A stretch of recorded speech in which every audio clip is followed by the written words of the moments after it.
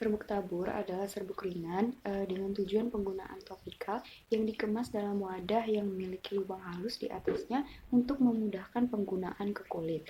Dalam praktikum kali ini akan dibuat bedak tabur dengan formula ekstrak daun salam, zinc oksida, mentol, oleum rose, dan talkum.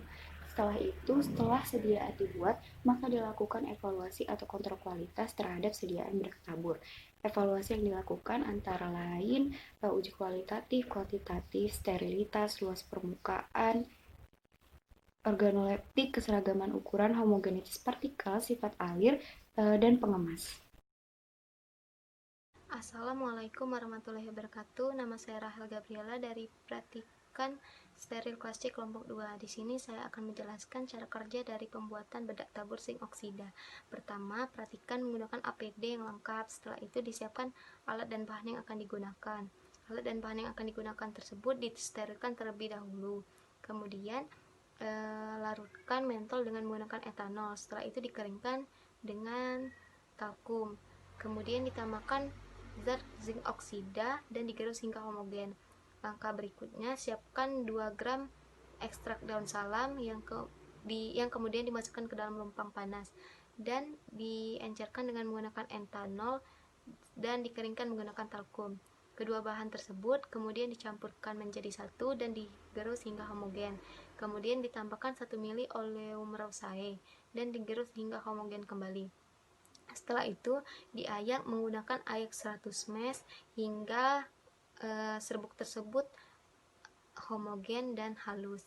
Kemudian dimasukkan ke dalam wadah yang telah disiapkan dan diberikan etiket serta brosur hingga siap diproduksi. Cara kerja uji organoleptis. Pertama, dilihat warna, bau, dan tekstur dari sediaan yang telah dibuat. Apabila warnanya putih serta baunya tidak berbau dan teksturnya halus, berarti sediaan tersebut telah memenuhi persyaratan. Kemudian uji pengemas.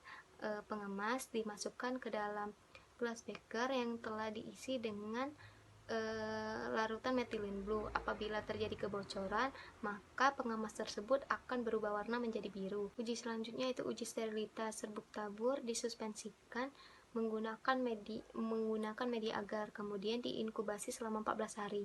Hasil yang bagus jika tidak terdapat koloni. Kemudian uji sifat alir.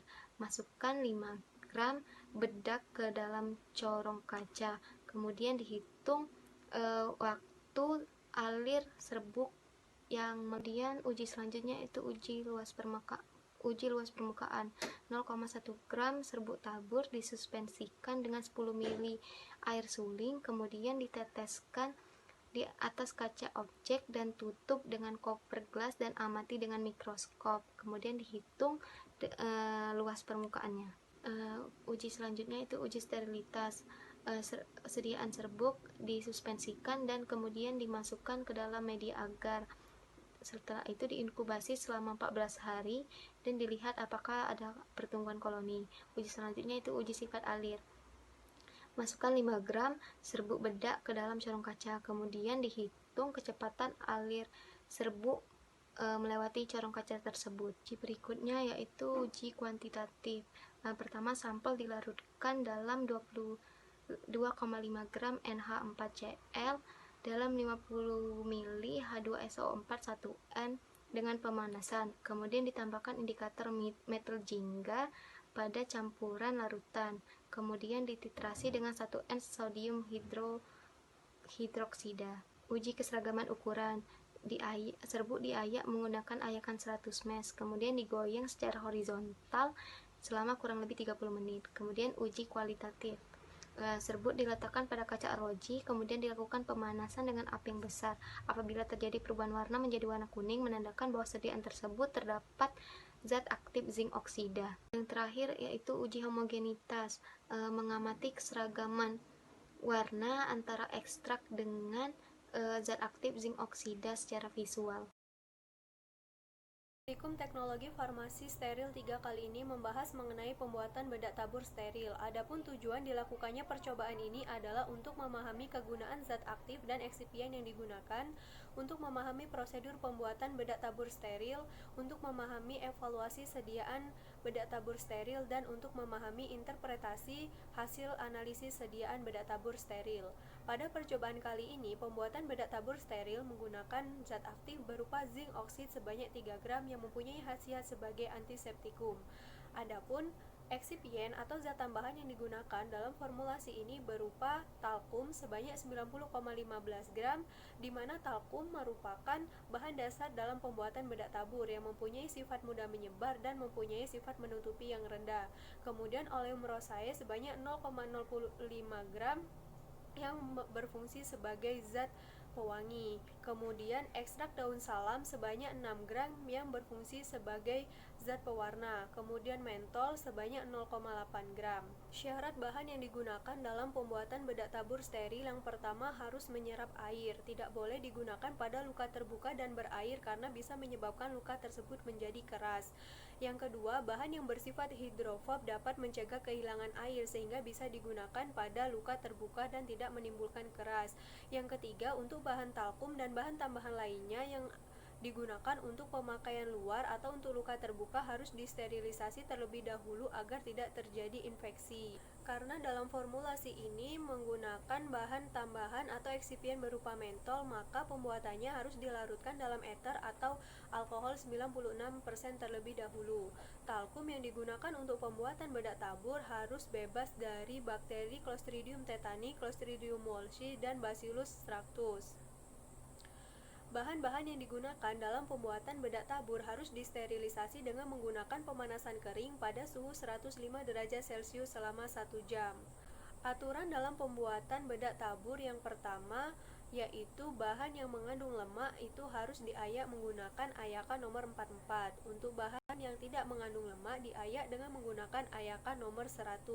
Semua bahan yang digunakan dalam pembuatan bedak tabur steril semuanya harus diayak terlebih dahulu. Setelah proses pembuatan bedak tabur, maka bedak tabur dilakukan pengujian kontrol kualitas. Tujuannya adalah untuk memastikan bahwa sediaan bedak tabur yang dibuat bebas dari mikroorganisme atau dalam keadaan steril yang memenuhi syarat yang telah ditetapkan, di mana pengujian kontrol kualitas yang dilakukan dalam pembuatan bedak tabur steril berupa uji organoleptis, uji keseragaman ukuran, uji homogenitas partikel, uji sifat alir, uji luas permukaan, uji pengemas, uji sterilitas, uji kualitatif, dan uji kuantitatif.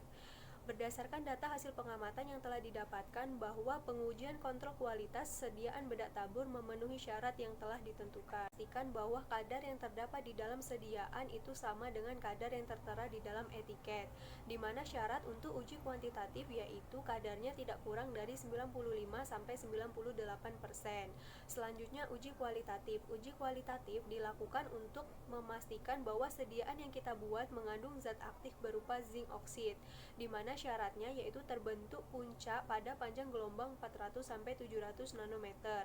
Selanjutnya, uji sterilitas. Uji sterilitas dilakukan untuk memastikan bahwa sediaan bedak tabur yang kita buat itu bebas dari mikroorganisme, baik yang bersifat patogen maupun yang bersifat non-patogen. Selanjutnya, uji homogenitas partikel, di mana tujuan dilakukannya pengujian homogenitas partikel adalah untuk memastikan bahwa partikel yang terdapat di dalam sediaan bedak tabur itu homogen atau tercampur rata seluruhnya.